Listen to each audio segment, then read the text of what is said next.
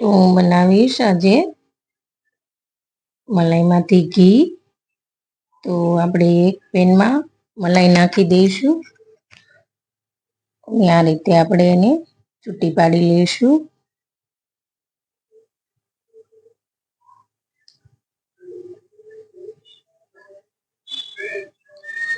રીતે આપણી સરસ મલાઈ મેલ્ટ થઈ ગઈ છે. આપણે અહીંયા ગેસની ફ્લેમ સ્લો જ રાખવાની છે. આ રીતે આપણે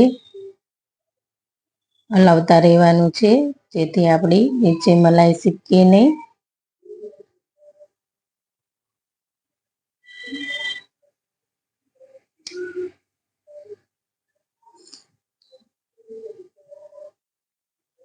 તો આ સરસ આપણી મલાઈ ઘાટી થઈ ગઈ છે.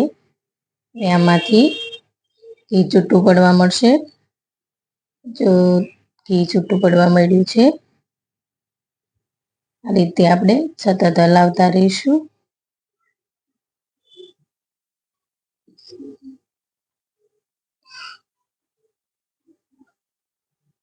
આ રીતે તો હજી આપણે આને સરસ બ્રાઉન કલરનો આપણો જે આમાંથી માવો નીકળે ત્યાં સુધી આપણે આને ગરમ કરવાનું છે.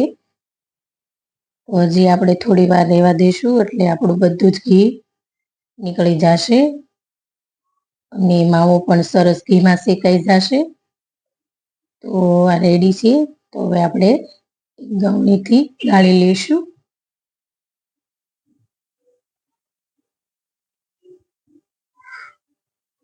આ રીતે બધું પ્રેસ કરી અને આપણે બધું જ ઘી કાઢી લઈશું.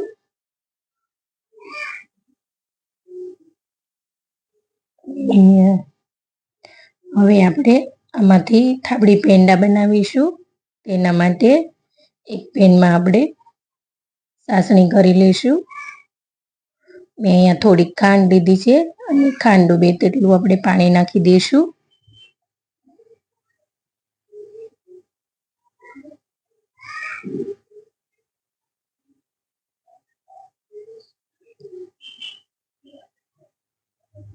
હવે આપણે આમાં માવો એડ કરી લઈશું.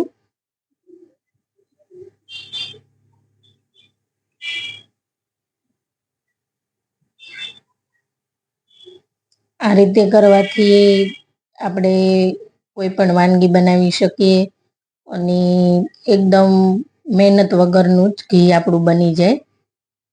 તો હવે આપણે થોડુંક એક પ્લેટમાં કાઢી લઈશું થાબડી પેંડા માટે અને થોડુંક રહેવા દઈશું. તેમાં આપણે મેં ઘઉંનો લોટ ઝીણો લીધો છે તે નાખી દઈશું અને આની ઢેફલી બનાવી લઈશું. આ પણ ખાવાની એટલી જ મજા આવે છે. તમે ખાતા હોય તો તમને એવું લાગે નહીં કે આમાં ઘઉંનો લોટ નાખ્યો છે. થાબડી પેંડા ખાતા હોય એવું જ લાગે.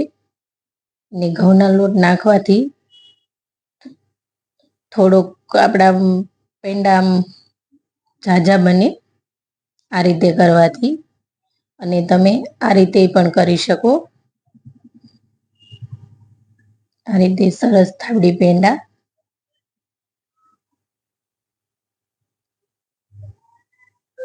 તો આ રેડી છે. આપણે થાબડી પેંડા બનાવ્યા અને લોટ નાખી અને ઢેફલી બનાવી. જો તમને આજની મારી આ રેસીપી ગમી હોય તો મારા વિડીયોને શેર કરજો, લાઈક કરજો અને મારી ચેનલને સબસ્ક્રાઈબ